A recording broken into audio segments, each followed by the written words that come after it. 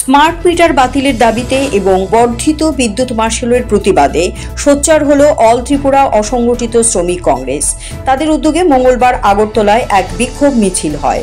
মিছিলটি কংগ্রেস ভবনের সামনে থেকে বের হয়ে শহরের বিভিন্ন পথ পরিক্রমা করে বোজ্জং স্কুল সংলগ্ন বিদ্যুৎ নিগমের কার্যালয়ের সামনে গিয়ে বিক্ষোভ দেখায়।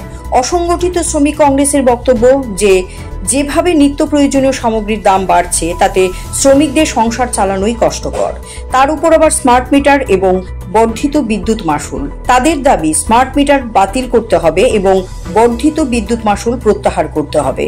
সরকার এই দাবি না মানা পর্যন্ত আন্দোলন চালিয়ে যাবেন বলে জানান এই অসংগঠিত শ্রমিক কংগ্রেস নেতৃত্ব। ইদানিং কংগ্রেস দল এবং এর শাখা সংগঠনগুলো রাজনীতিতে বেশ তৎপর।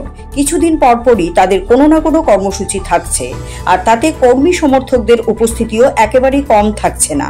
বিদ্যুৎ ইস্যুতে এদিনের এই কর্মসূচিকে সাধারণ মানুষজন সমর্থন জানিয়েছেন।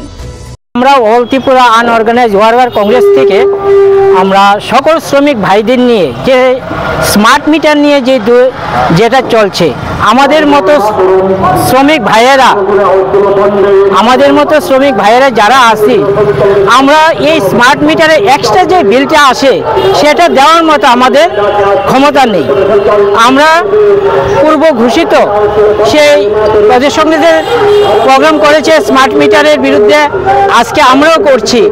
আমরা সকল শ্রমিকরা মিলে আজকের এই মিটিংটা চলছে এবং আমরা 2 ঘন্টা আমরা ধর্ণা দেব ইলেকট্রিক অফিসের সামনে। কারণ যেভাবে দিনের দিন জিনিসের দাম বাড়ছে, আমাদের মতো শ্রমিক যারা তারা আমরা কিছুই করতে পারছি না।